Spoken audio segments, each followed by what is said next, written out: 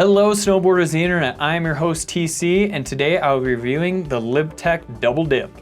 This board is equipped with LibTech's C2X camber construction, so what that means is you're gonna have a reverse camber in between your feet with camber underfoot and a rocker section on the nose and tail. So what that's gonna do is that shorter reverse camber zone is gonna help that board float, where that camber zone underneath your feet is gonna give it stability and pop that you're looking for, with the rocker on the tip and tail to help with ease of entry and exit of the turns and to help with a little bit extra float as well.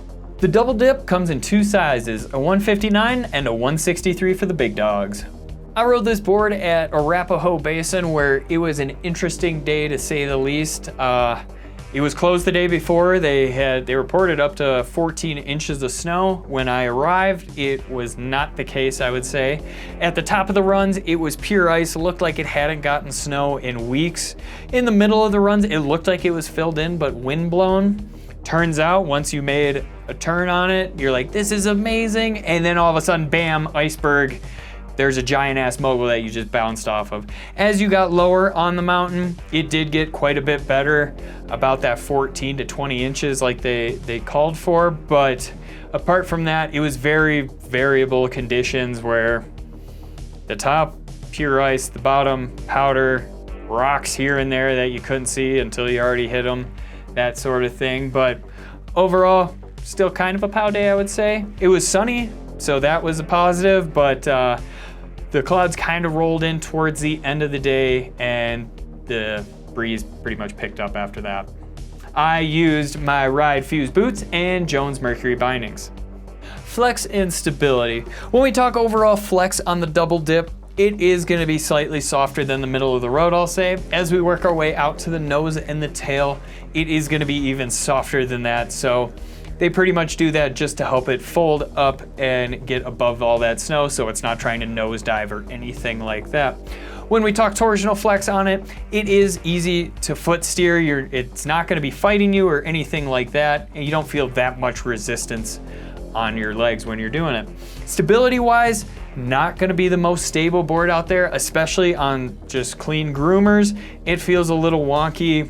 The nose and the tail do definitely flap on you a little bit there, so you're feeling that underneath your feet. Is it affecting the edge hold? Not too much, but you just definitely notice it, especially at those higher speeds. When you're riding it in fresh pow, that low angle pow, it is amazing. It floats really well. It is easy to wiggle around, so you're not getting stuck on one edge or another, anything like that. When you get into that beat up snow, not gonna be the greatest, not gonna be the greatest on those super steep runs either, where it's gonna be super technical. The edge hold just really isn't there. When you ollie this board, it just kind of feels like it's lacking a little bit. There isn't a lot of snap out of the tail, where I think that rocker kind of hinders it a little bit. It is smooth on the takeoff and the landing though, so you really don't have to worry about anything like that. It's just, I wish it had more, especially for it being a true twin board. I expected a little bit more out of it because it is more of that freestyle pow board. You know, just thinking maybe it would have more pop to really clear that landing or anything like that, but it doesn't. So pretty much a lot of the work's coming from underneath your foot. You do get a little bit of help from the tail, but it's still not going to be the most stable and poppy thing out there. While I have you here, make sure you like, subscribe, click that bell, and turn on those notifications just so you don't miss any videos we have coming out. Buttering on this board is super easy, super fun, especially in the fresh powder. This nose will literally fold all the way up and still hold you somehow. So I was able to really throw it down, drag a hand, and just have this thing holding me the whole time, where it did pop out just a little bit, but it really just held there. Like, I could hold it the whole run if I had enough fresh snow for it. Same with on the tail as well. You could just lean back, pretty much wheelie this thing, and it's just gonna fold right along there and just hold you really nicely. I honestly think this is what this board does best, is just buttering and pow. It was so much fun that I pretty much just did it on every run just because of how much I really liked it. Trying to hold an edge on this board isn't gonna be the easiest thing out there. When you are in fresh low angle POW, it turns just fine. It's awesome. That's definitely where it excels. When you get into that more steep technical terrain, it gets bounced around quite a bit, where even on those short quick carves, I was getting bounced around like a pinball machine out there. I would definitely say it's more of a tugboat carving than like a speedboat where you could turn on a dime.